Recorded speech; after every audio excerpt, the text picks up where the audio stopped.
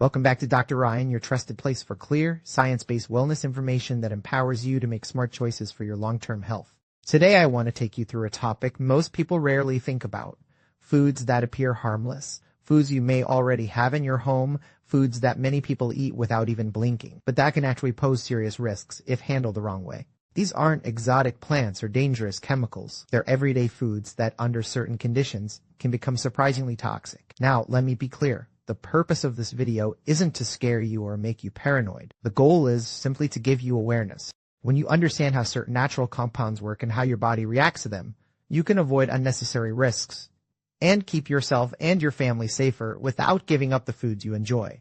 Most of these hazards only appear when the food is raw, undercooked, improperly stored, or eaten in inappropriate amounts. With proper handling, they're completely safe. But if you don't know what to look for, the danger often goes unnoticed. One of the most common examples is green potatoes. Most people have no idea that when potatoes develop a green tint, especially around the skin, they're producing a chemical called solanine.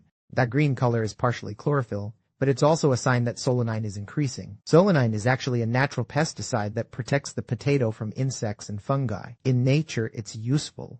Inside your body, however, it's a nerve toxin. People who consume high amounts of solanine can experience nausea, stomach pain, burning sensations in the mouth, dizziness, internal bleeding, paralysis, and in severe cases, even coma. Fortunately, this usually requires eating potatoes that are very green and often raw. Most people tend to avoid potatoes that look off, but because so many people consume potatoes in chips, fries, or processed forms, they may not notice the presence of green portions. If you're not on a low-carb or keto lifestyle and you still eat potatoes, make sure to cut off any green areas or choose potatoes stored away from light so they don't develop solanine in the first place. Now let's talk about nutmeg. Most people see nutmeg as a harmless spice, something pleasant sprinkled on lattes, holiday treats, or baked goods. But nutmeg contains a compound called myristicin, which can have psychoactive effects. In tiny amounts, the kind used for seasoning, nutmeg is safe, but at higher doses, it becomes toxic. Even 2 milligrams may trigger headaches or fever. A few grams may cause dizziness and hallucination. One whole nutmeg can send a person into what's known as nutmeg psychosis, which resembles symptoms caused by certain hallucinogenic drugs. And tragically, there have been cases of children consuming nutmeg whole and not surviving the experience. Again, moderation and awareness are key.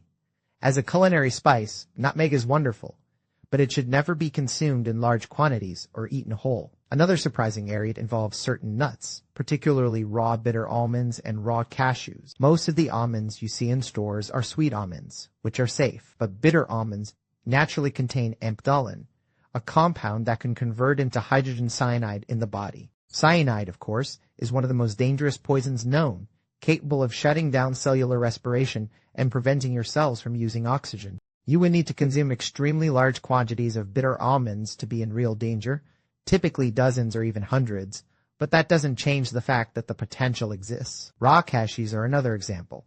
They also contain small amounts of naturally occurring toxins that are destroyed through roasting. This is why cashews in stores are almost never sold raw, even when the packaging claims they are really. Raw cashews have still been heat-treated to remove these toxins. If you enjoy almonds or cashews, choose roasted varieties or sweet almonds and you'll avoid the issue entirely. One antidote for cyanide poisoning that's worth knowing is hydroxycobalamin, a form of vitamin B12. It can bind to cyanide and convert it into a form the body can safely eliminate. But before you get any ideas, this is not a health hack or a clever trick. You should never intentionally ingest cyanide. I only mention this to illustrate the fascinating chemistry of nutrients and how the body protects itself when it can. Next, we need to talk about a food many people believe is wholesome: red kidney beans. Kidney beans contain a compound called phytohemagglutinin, or PHA for short. When beans are fully cooked, PHA is destroyed and the beans are nutritious. But when beans are undercooked, especially if they're soaked and then heated on low temperatures like in a slow cooker, they can actually become 5 times more toxic. PHA can cause severe gastrointestinal distress, vomiting, cramping, diarrhea, and in large amounts, more serious health effects. While deaths in humans haven't been recorded from this compound, it has been lethal to laboratory animals. The solution is simple. Always soak kidney beans thoroughly, Then boil them vigorously for at least 10 minutes before consuming. And if you follow a ketogenic diet and rarely eat beans anyway, this may not affect you, but it's still something important to know. Let's move on to brown rice. It's marketed as the healthier alternative to white rice, but there's a hidden issue. Brown rice tends to contain higher levels of arsenic.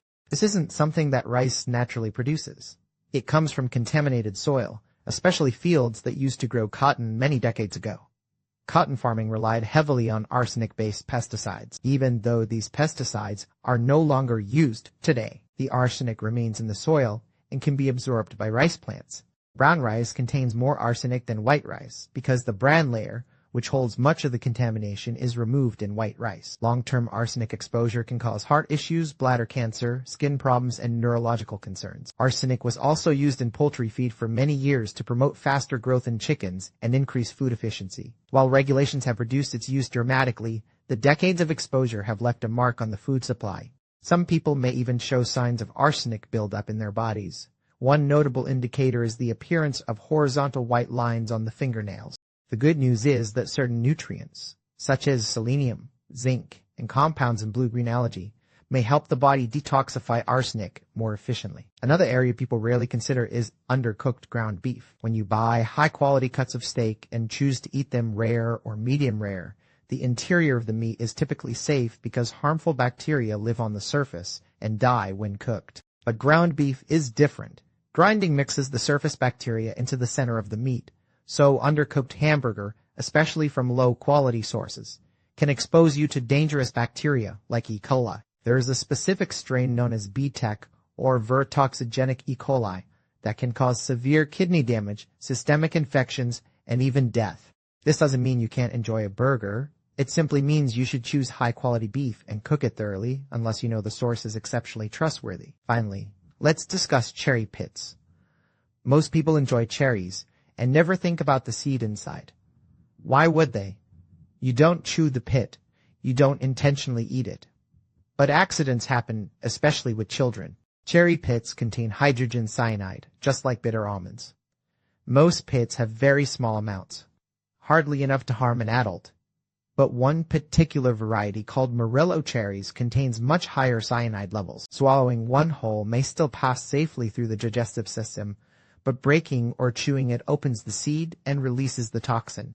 Symptoms of cyanide exposure include dizziness, nausea, abdominal pain, headaches, and in large enough doses, far more serious consequences. Again, awareness is everything. You don't need to stop eating cherries, just avoid chewing the pits. So as you can see, many foods we encounter are perfectly safe when handled properly, but can become dangerous under certain conditions, whether they're undercooked, eaten in large amounts, stored the wrong way, or consumed in their raw natural state when they're not meant to be. Your job isn't to avoid everything. Your job is simply to understand how these foods work so you can enjoy them safely and intelligently. If you learned something valuable today and you enjoy practical science-based health education, make sure to subscribe to Dr. Ryan so you never miss a new video. Your health is your greatest investment, and I'm here to help you protect it every step of the way.